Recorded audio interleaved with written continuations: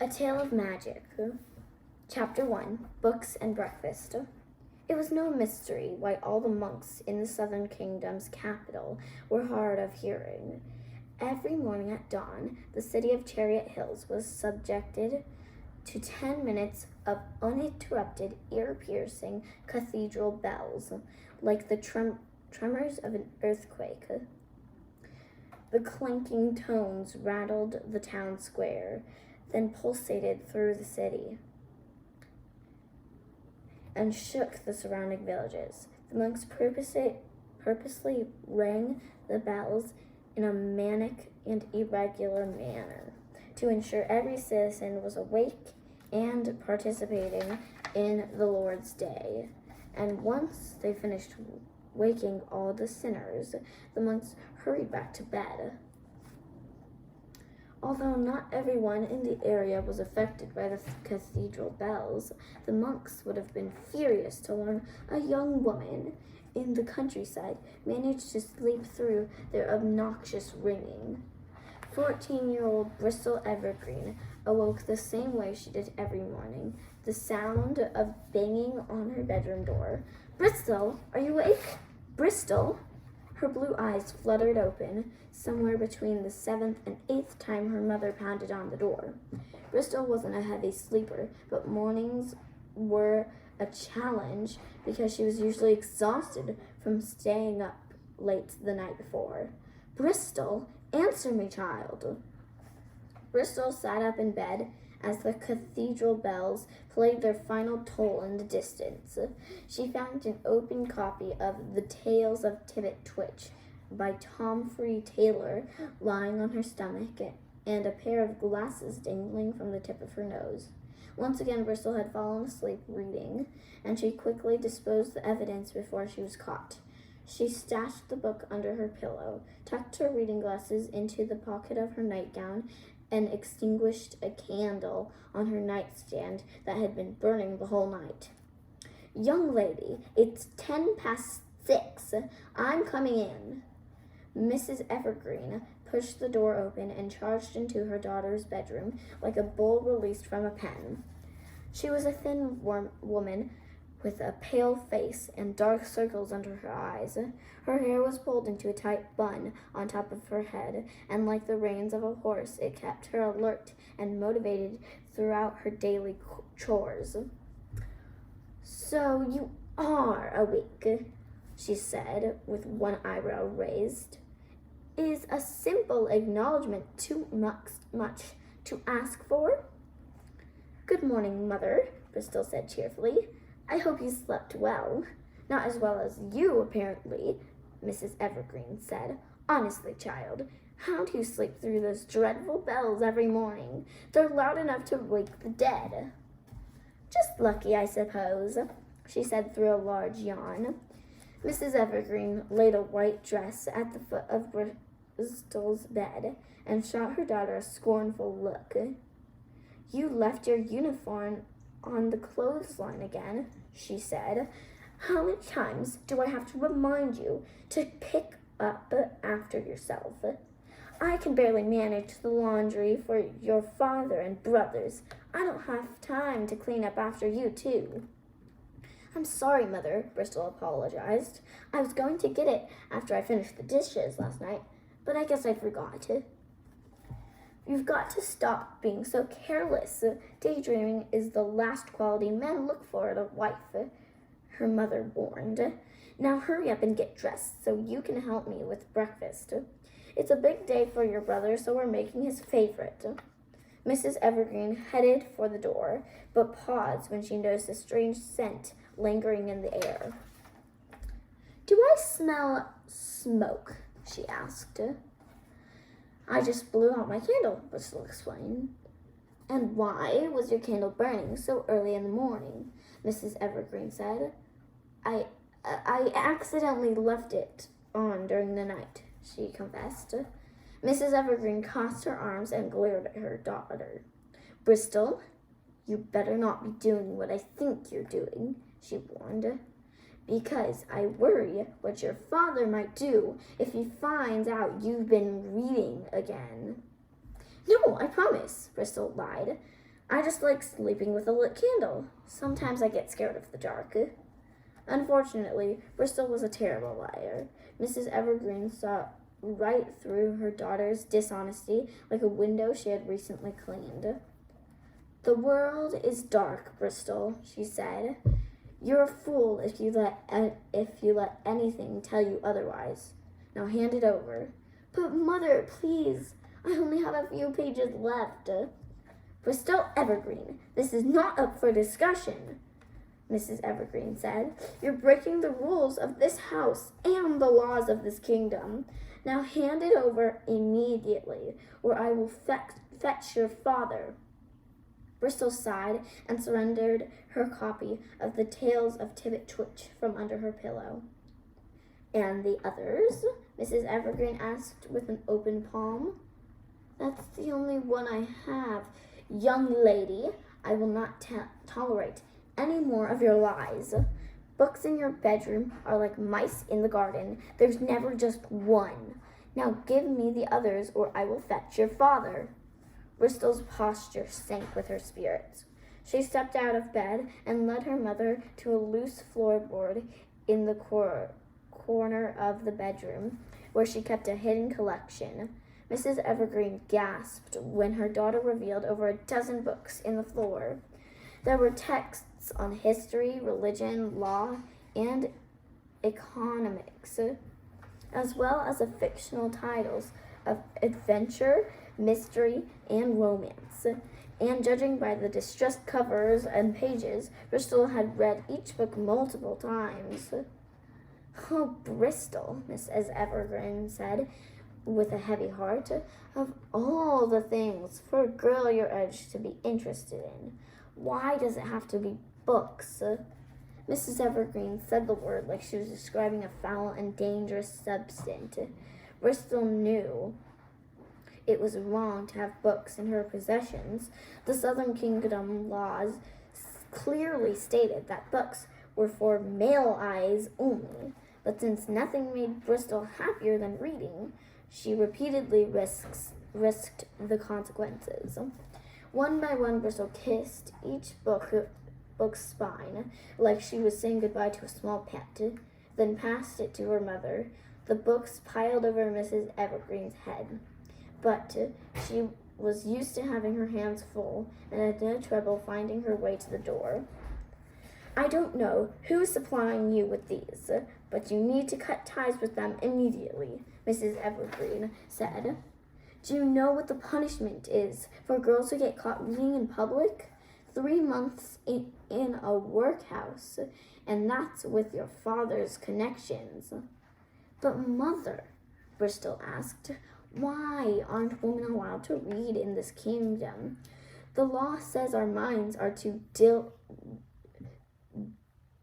delicate to be educated, but it isn't true. So what's the real reason they keep books from us? Mrs. Evergreen paused in the doorway and went silent. Bristol figured her mother was thinking about it, because she rarely paused for anything. Mrs. Evergreen looked back at her daughter with a long face, and for a brief moment Bristol could have sworn she saw a rare spark of sympathy in her mother's eyes, like she had been asking herself the same question all her life and still didn't have an answer.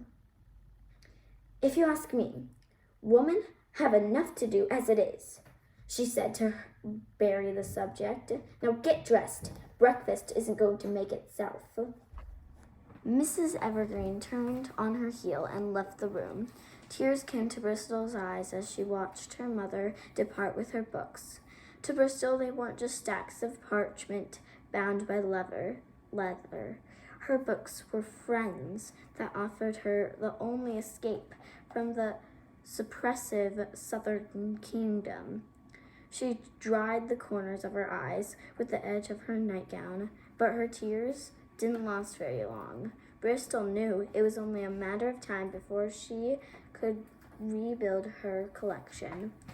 Her supplier was much closer than her mother realized.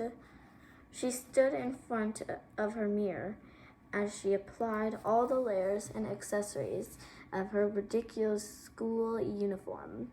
the white dress, white leggings, lazy white gloves, a fuzzy white shoulder wrap, and white buckled heels. And to complete the transformation, Bristol tied a white ribbon in her long brown hair. Bristol looked at her reflection and let out a prolonged sigh that came from the bottom of her soul. Like all the young women in her kingdom, Bristol was expected to resemble a living doll anytime she left her home. And Bristol hated dolls. In fact, anything that remotely influenced girls to want motherhood or marriage was instantly added to her list of things to resent. And given the Southern Kingdom's stubborn views of women, Bristol had acquired a long list over time. For as long as she could remember, Bristol had known she was destined for a life beyond the confines of her kingdom. Her accomplishments would surpass acquiring a husband and children. She was going to have adventures and experiences that exceeded cooking and cleaning. And she was going to find undeniable happiness, like the characters in her books. Bristol couldn't explain why she felt this way or how it would happen, but she felt it with her whole heart. But until the day arrived that proved her right, Bristol had no choice but to play the role society had assigned her. In the meantime, Bristol found a subtle creative ways of coping to make sure her school uniform bearable. To make her school uniform bearable, Bristol put her reading glasses on the end of a gold chain, like a locket, and then tucked them into the top of her dress. It was doubtful she would get to read anything worthwhile at school. Young women were only taught to read basic recipes and street signs. But knowing she was prepared to read made Bristol feel like she was armed with a secret weapon. And knowing she was rebelling, however slightly, gave her the energetic boost she needed to get through each day. "Bristol, I meant breakfast today. Get down here." "I'm coming," she replied. The Evergreen family lived in a spacious country home just a few miles east of the Chariot Hills town square. Bristol's father was a well-known justice in the Southern Kingdom court system, which granted the Evergreen family more wealth and respect than most families. Unfortunately, because their livelihood came from taxpayers, it was considered distasteful for the Evergreens to enjoy any extravagances, and since the justice valued nothing more than his good reputation, he deprived his family of any extravagances whenever and wherever possible. All the Evergreens' belongings, from their clothes to their furniture, were hand-me-downs from friends and neighbors. None of their drapes had the same pattern. Their dishes and silverware came from different sets, and every chair had been made by a different carpenter. Even the wallpaper had been peeled off the walls of other houses and was a chaotic mix of different designs. Their property was large enough to employ a staff of 20, but Justice Evergreen believed servants and farmlands were the most extravagant of extravagances. So Bristol and her mother were forced to complete all the yard work and household chores by themselves. "Stir the porridge while I make the eggs," Mrs. Evergreen ordered Bristol when she finally arrived in the kitchen. "But don't overstir them this time. Your father hates soggy oats." Bristol tied an apron over her shoulder and took the wooden spoon from her mother. She was at the stove for less than a minute when a panicked voice called to them from the next room. "Mother!" Sir, come quick. It's an emergency. What's the matter, Barry? One of my buttons popped off my robe. Oh, for the king's sake, Mrs. Evergreen muttered under her breath. Bristol, go help your brother with his button and make it fast. Bristol retrieved a sewing kit and hurried into the sitting room beside the kitchen. To her surprise, she found her 17-year-old brother seated on the floor. His eyes were closed and he rocked back and forth while clutching a stack of note cards. Barry Evergreen was a thin young man with messy brown hair and had been wide-eyed and nervous since the day he was born. But today he was especially nervous. Barry? Bristol addressed him softly. Mother sent me to fix your button. Can you take a break from studying, or should I come back later? No, now is fine, Barry said. I can practice while you sew. He got to his feet and handed his sister the detached button, like all students at Chariot Hills University of Law. Barry wore a long gray robe and a square black hat. As Bristol threaded a needle and stitched the button back into his collar, Barry glanced down at the prompt on his first note card. He fiddled with the other buttons of his uniform while he concentrated, and Bristol slapped his hand away before he caused any more damage. The Purification Act of 342. The Purification Act of 342. Barry read to himself. That was when King Champion VIII charged the troll community with vulgarity and banished their species from the southern kingdom. Satisfied with his answer, Barry flipped the first note card over and read the correct answer written on the back. Unfortunately, he was wrong and reacted with a long, defeated moan. Bristol couldn't help but smile at her brother's frustration. He reminded her of a puppy chasing its own tail.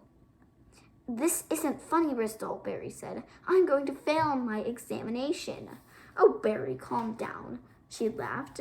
You're not going to fail. You've been studying the law your entire life. That's why it'll be so humiliating. If I don't pass the examination today, then I won't graduate from the university. If I don't graduate from the university, then I won't become a deputy justice. If I don't become a deputy justice, then I won't become a justice like my father. And if I don't become a justice, I'll never become a high justice. Like all the men in the Evergreen family before him, Barry was studying to become a justice in the Southern Kingdom's court system. He had attended the Chariot Hills University of Law since he was 6 years old. And at 10 o'clock that morning, he would take the grueling examination that would determine whether he would become a deputy justice. If he was accepted, Barry would spend the next decade prosecuting and defending criminals on trial. Once his time as a deputy justice was over, Barry would become an official justice and preside over trials. Like his father, and should his career as a justice please the king, Barry would be the very first Evergreen to become a high justice on the king's advisory council, where he would help the sovereign create the law. Becoming a high justice had been Barry's dream since he was a little child, but his path to King's Advisory Council would end today if he didn't pass the examination. So for the last 6 months, Barry had studied his kingdom's law and history every possible moment he could to ensure a victory. How will I ever look father in the eye again if I don't pass? Barry worried. I should just give up now and spare myself the embarrassment. Stop catastrophizing, Bristol said. You know all this stuff. You're just letting your nerves get to you. I'm not nervous. I'm a wreck. I was up all night making these cards, and I can barely read my own handwriting. Whatever the Purification Act of 342 was, it's definitely not what I said. Your answer was really close, Bristol said, but you're thinking of the Declawing Act of 339. That was when Champion the Eighth banished trolls from the Southern Kingdom. Unfortunately, his army mistook the elves for trolls and kicked out the wrong species. So, to validate the mix-up, Champion the Eighth introduced the Purification Act of 342 and banished all talking creatures besides humans from the kingdom. The trolls, elves, goblins, and ogres were rounded up and forced into the in-between. Soon it inspired the other kingdoms to do the same thing and led to the great cleansing of 345. Isn't that terrible? And to think, the most violent period of history could have been avoided if Champion the Eighth had just apologized to the elves. Bristol could tell her brother was half thankful for the reminder and half embarrassed it came from his little sister. "Oh, right," Barry said. "Thanks, Bristol." "My pleasure," she said. "It's a real shame, too. Can you imagine how exciting it would be to see one of those creatures in person?" Her brother did a double take. "Wait, how do you know all of this?" Bristol glanced over her shoulder to make sure they were still alone. "It was in one of the history books you gave me," she whispered. "It was such a fascinating read. I must have read it for 4 or 5 times. Do you want me to stay and help you study?" "I wish you could," Barry said. "Mother will be suspicious if you don't return to the kitchen, and she'll be furious if she catches you helping me." Bristol's eyes twinkled as a mischievous idea popped into her head. In one swift move, she yanked all the buttons off Barry's robe. Before he could react, Mrs. Evergreen charged into the sitting room as if she sensed her daughter's mischief in the air. "How long does it take to sew one button?" she reprimanded. "I've got porridge in the pot, eggs in the pan, and rolls in the oven." Bristol shrugged innocently and showed her mother the handful of buttons she had plucked. "Sorry, Mother," she said. "It's worse than we thought. He's really nervous." Mrs. Evergreen threw her hands into the air and moaned at the ceiling. "Barry Evergreen, this house is not your personal tailor shop," she scolded. "Keep your twitchy hands off your robe, or I'll tie your hands behind your back like when you were a child. Bristol, when you're finished, go set the table in the dining room. We're eating in 10 minutes, buttons or not." Mrs. Evergreen stomped back into the kitchen, muttering slurs under her breath. Bristol and Barry covered each other's mouths as they laughed at their mother's dramatics. It was the first time Bristol had seen her mother smile in weeks. "I can't believe you did that," he said. "Your examination is more important than breakfast," Bristol said, and began sewing the rest of the buttons. "And you don't need your cards. I've practically memorized all the old school books you've given me. Now I'll name a historical act, and you tell me the history behind it, all right?"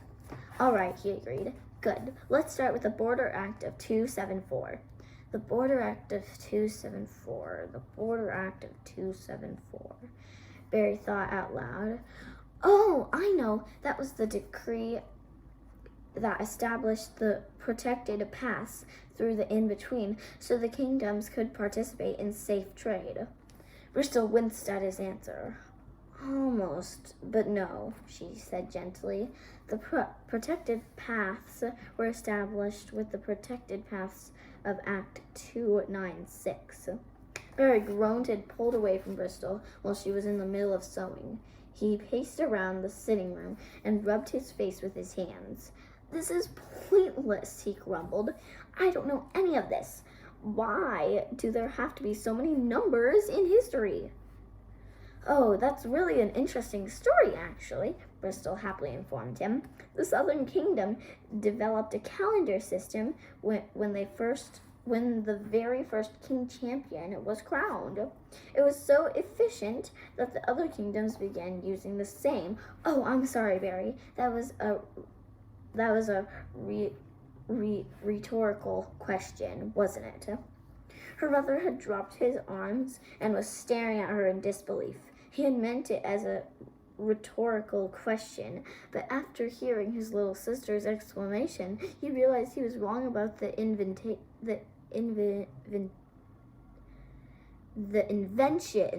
of the calendar too. I give up, Barry declared. I'm going to quit the university and become a shopkeeper. I'm going to sell rocks and sticks to small children. I won't make much money, but at least I'll never run out of materials. Bristol was losing patience with her brother's attitude. She grabbed his chin and held his head still so she could look him in the eye. Barry, you need to snap out of it, she said. All your answers are coming from the right place, but you keep putting the cart before the horse.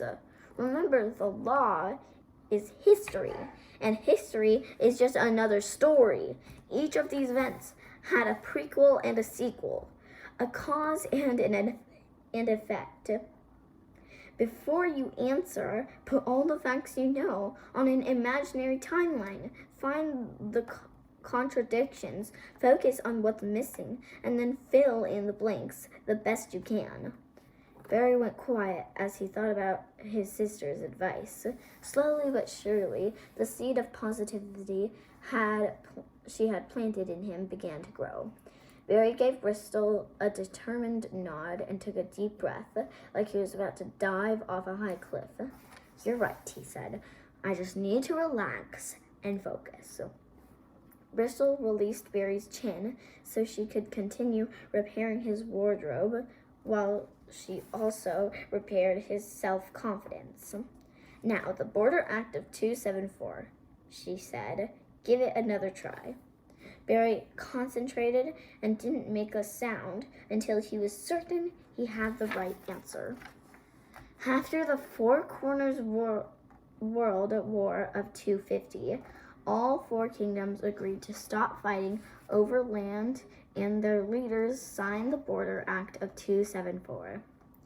The treaty finalized the borders of each kingdom and established the in-between zone between nations. Very good, Bristol cheered. What about the In-Between Neutralization Act of 283? Barry thought very carefully, and his eyes lit up when the answer came to him. The In-Between Neutralization Act of 283 was the international agreement to neutralize the in-between zone, as none of the kingdoms could claim it as their territory. As a result, the in-between was left with no authority and became a very dangerous place, which then led to the Protected Paths Act of 296. Ouch! Bristol was so proud of her brother, she had accidentally poked him with the sewing needle.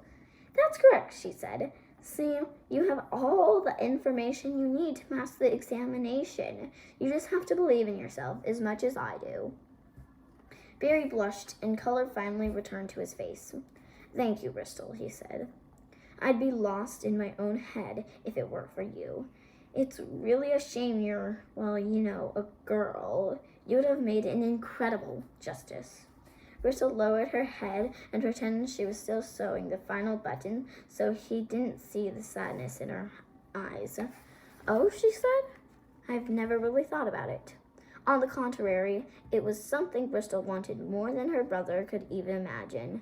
Being a justice would allow her redeem and elevate people. It would provide a platform to spread hope and understanding, and it would give her the resources to make the world a better place for other girls like her. Sadly, it was highly unlikely a woman would have any role but wife and mother in the Southern Kingdom. So Bristol extinguished her ideas before they turned into hopes. Maybe when you're a High Justice, you could convince the king to let women read, she told her brother. That would be a great start. Maybe, Barry said with a weak smile. For now, at least you have my old books to keep you entertained. That reminds me, did you finish the Tales of Tidbit Twitch yet? I'm dying to talk to you about the ending, but I don't want to give anything away. I only had 7 pages left, but then Mother caught me this morning and confiscated all my books. Could you stop by the library and see if there are any old books they're getting rid of? I've already thought of a new hiding spot to keep them. Certainly. The examination will last until late this afternoon, but I'll stop by the library tomorrow and... Barry's voice trailed off before he finished his thought. Actually, I suppose it'll be more difficult. Barry's voice trailed off before he could finish his thought. Actually, I suppose it'll be more difficult than it used to be. The library is next to my university, but if I get accepted into the Deputy Justice program, I'll be working at the courthouse. It may be a week or two before I can sneak away. Until this moment, Bristol had never realized how much her brother's pending graduation was going to affect her. Barry would no doubt pass his examination with flying colors and be put to work as a deputy justice right away.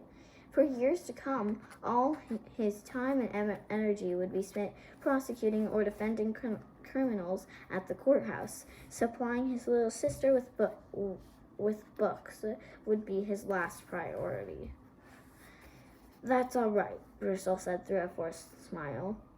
I'll find something to do in the meantime. Well, all your buttons are attached. I'd better set the table before Mother gets upset. Bristol hurried into the dining room before her brother noticed the anguish in her voice.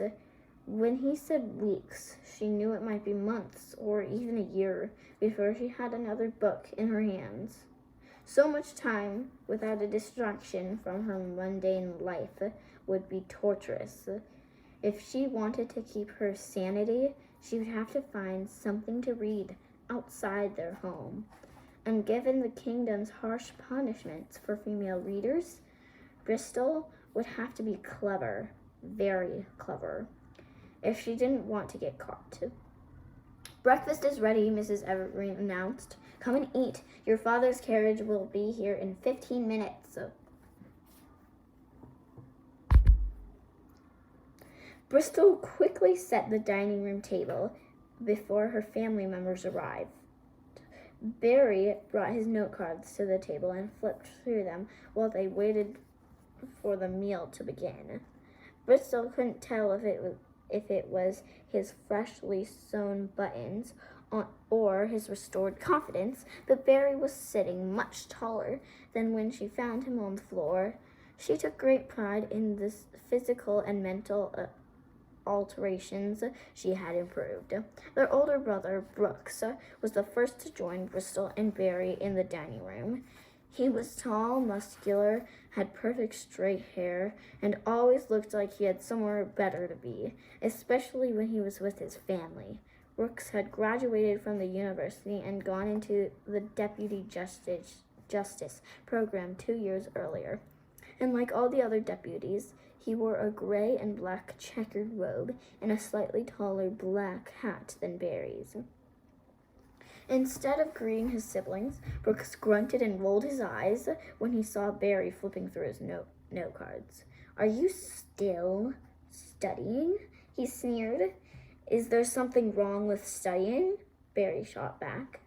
Only the way you do it, Brooks ridiculed him. Really, brother, if it takes this long for information to sink in, perhaps you should pursue another profession. I hear the Fort Worths are in the market for a new stable boy. Brooks took a seat across from his brother and put his feet on the table, inches away from Barry's note cards. How interesting. I heard the Fort Worths are also in the market for a new son-in-law since their daughter declined your proposal, Barry replied. Twice, the rumor goes. Bristol couldn't stop a laugh from surfacing. Brooks mocked his sister's laughter with a crude imitation and then squinted at Barry while he plotted his next insult. In all honesty, I hope you pass your examination today, he said. You do? Bristol asked with a suspicious eye. Well, that's out of character. Yes, I do, Brooks snapped. I look forward to going head-to-head with Barry in a courtroom. I'm bored with humiliating him at home. Brooks and Barry glared at each other with the complicated hatred only brothers could have. Fortunately, their exchange was interrupted before it became more heated. Justice Evergreen entered the dining room with a stack of parchment under his arm and a quill between his fingers. He was an imposing man with a thick white beard. After a long career of judging others, several deep lines had formed across his forehead, like all the justices in the Southern Kingdom.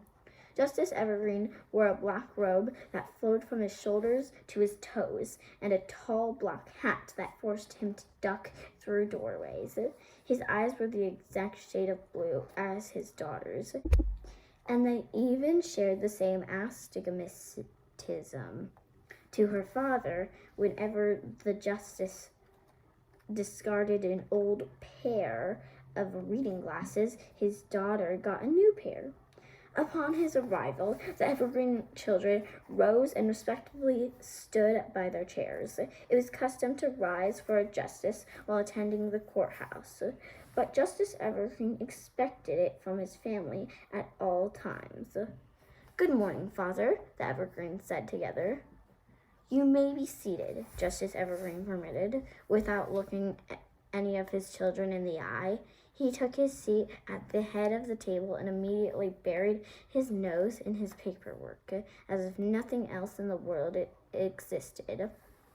Mrs. Evergreen appeared with a pot of porridge, a large bowl of scrambled eggs, and a hot tray of rolls. Bristol helped her mother serve breakfast, and once the men's plates were full, the woman filled her own and sat down. What's this rubbish? Brooks asked, and poked the food with a fork. Eggs and oats, Mrs. Evergreen said. It's Barry's favorite. Brooks moaned as if he found the meal offensive. I should have known, he scoffed. Barry has the same taste as a sow. Sorry it isn't your favorite, Brooks, Barry said. Perhaps Mother can make a cream of kitten and infant tears for you tomorrow. Dear Lloyd, these boys will be the death of me, Mrs. Evergreen said, and looked to the ceiling in distress. Would it kill either of you to take a day off from this nonsense? Especially on a morning as important as this. Once Barry passes his examination, the two of you are going to be working together for a very long time. It would do you both some good if you learned to be civil. In many ways, Bristol was thankful she didn't have the opportunity to become a justice. It spared her from the nightmare of working with Brooks at the courthouse. He was very popular among the other deputy justices, and Bristol worried how Brooks would use his connections to sabotage Barry. Ever since his younger brother was born, Brooks had seen Barry as a threat of some kind, as if only one Evergreen son was allowed to succeed. I apologize, Mother, Brooks said with a phony smile. And you're right, I should be helping Barry get ready for his examination. Let me share some of the questions that nearly stumped me during my examination. Questions I guarantee he won't see coming. For example, what is the difference between the punishment for trespassing on private property and the punishment for trespassing on royal property? Barry beamed with confidence. Clearly, he was much more prepared for his examination than Brooks had been for his own. The punishment for trespassing on private property is 3 years in prison, and the punishment for trespassing on royal property is 50, Barry said, and the serving justice decides whether hard labor should be added. I'm afraid that's wrong, Brooks said. It's 5 years for private property and 60 years for royal property. For a moment, Bristol thought he had misheard Brooks. She knew for a fact that Barry's answer was correct. She could even visualize the exact page of the law book where she had read it. Barry looked just as confused as his sister. He turned to Justice Evergreen, hoping his father would correct his brother's claim, but the justice never glanced up from his paperwork. I'll give you another one, Brooks said. In what year was the death penalty charged from drawing and quartering to beheading?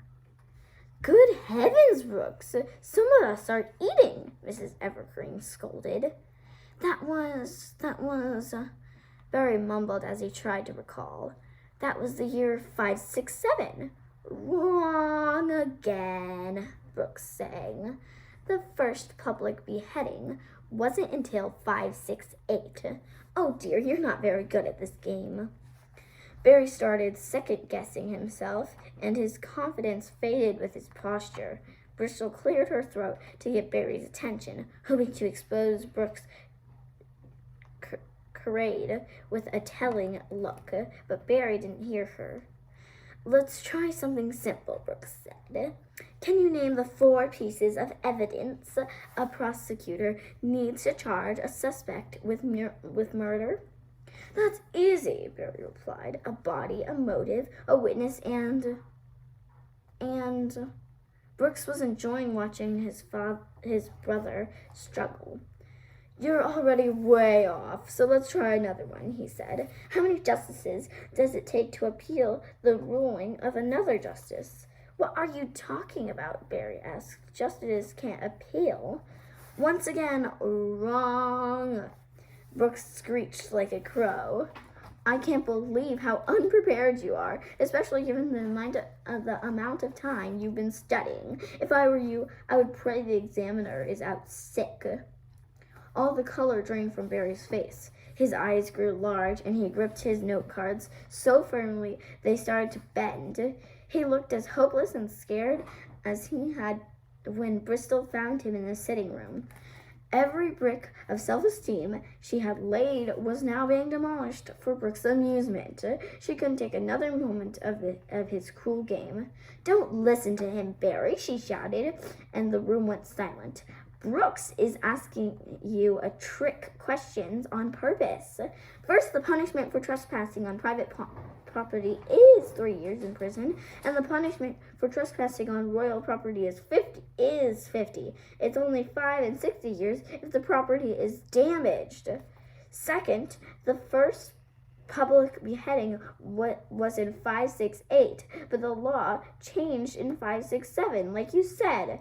Third, there aren't 4 elements needed to charge a suspect with murder. There are only 3, and you named them all. And fourth, justices can't appeal the ruling of another justice.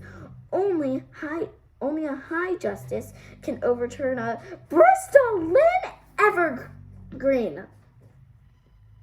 For the first time all morning, Justice Evergreen found a reason to look up from his paperwork. His face turned bright red, veins bulged out of his neck, and he roared so loudly all the dishes on the table rattled. How dare you reprimand your brother? Who do you think you are? It took Bristol a few seconds to find her voice. But Father, Brooks isn't telling the truth, she stuttered. I just don't want Barry to fail his... I don't care if Brooks said the sky was purple. It is not a young woman's place to correct a man. If Barry isn't smart enough to know he's being fooled, then he has no business being a deputy justice. Tears came to Bristol's eyes, and she trembled in her seat. She looked to her brother for support, but they were just as frightened as she was. I'm sorry, Father. You have no right knowing any of this information you just recited. If I found out you've been reading again, so help me God, I will throw you out on the street. Bristol turned to her mother, praying she wouldn't mention the book she'd found in her bedroom earlier. Just like her sons, Mrs. Evergreen stayed silent and still, like a mouse in the presence of a hawk. No, I haven't been reading. Then where did you learn all that? I suppose I just picked it up from Barry and Brooks. They're always talking about laws and the courthouse at the table. Then perhaps you should eat outside until you learn to tune it out. No daughter of mine is going to defy the laws of this kingdom by being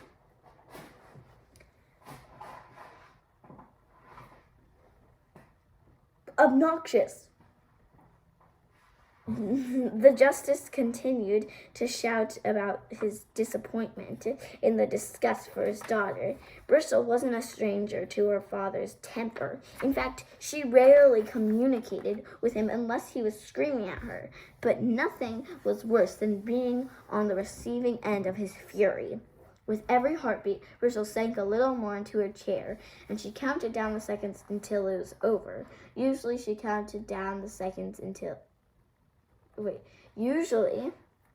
if he didn't stop yelling by the count of 50, her father's wrath would escalate into something physical. Is that the carriage I hear? Mrs. Evergreen asked. The family went silent as they tried to hear what Mrs. Evergreen heard. A few moments later, the faint sounds of bells and galloping filled the house as the carriage approached outside. Bristol wondered if her mother had actually heard it or if her interruption was just lucky timing. The three of you better hurry before it gets too late. Justice Evergreen and his sons gathered their things and met the carriage outside. Barry took his time as he shut the front door behind him so he could wave goodbye to his sister. Thank you, he mouthed to her. Good luck today, she mouthed back. Bristol stayed in her seat until she was certain her father and brothers were a good distance down the road. By the time she regained her senses, Mrs. Evergreen had already cleared the dining room table. Bristol went into the kitchen to see if her mother needed any help with the dishes. But her mother wasn't cleaning. Instead, Bristol found Mrs. Evergreen leaning on the sink, staring down at the dirty dishes with a heavy gaze as if she were in a trance.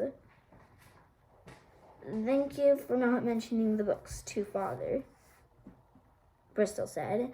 You shouldn't have corrected your brother like that, Mrs. Evergreen said quietly. I know, Bristol said. I mean it, Bristol, her mother said, and turned to her daughter with wide, fearful eyes. Brooks is very well liked in town. You don't want to make him your enemy. If he starts saying bad things about you to his friends... Mother, I don't care what Brooks says about me. Well, you should, Mrs. Evergreen said sternly.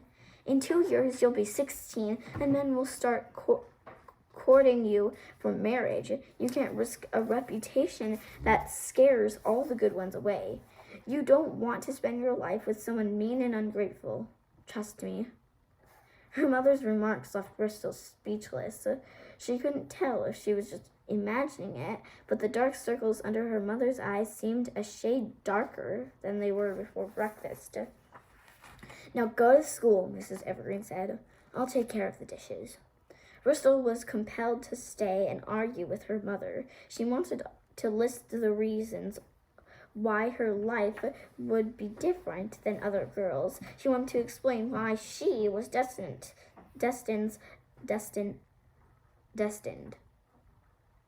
for greater things than marriage and motherhood. But then she remembered she had no evidence to support her beliefs. Perhaps her mother was right. Maybe Bristol was a fool for thinking the world was anything but dark. With nothing more to say, Bristol left her home and headed for school. As she walked along the path into town, the image of her mother leaning at the sink stayed prominently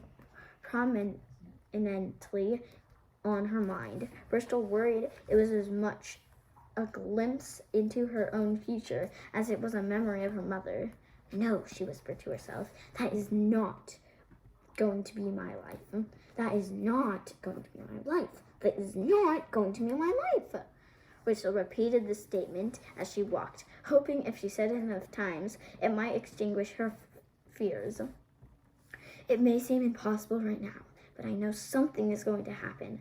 Something is going to change. Something is going to make my life different. Bristol was right to be worried. Escaping the confinements of the Southern Kingdom was impossible for a girl her age. But in a few short weeks, Bristol's definition of impossible would change forever.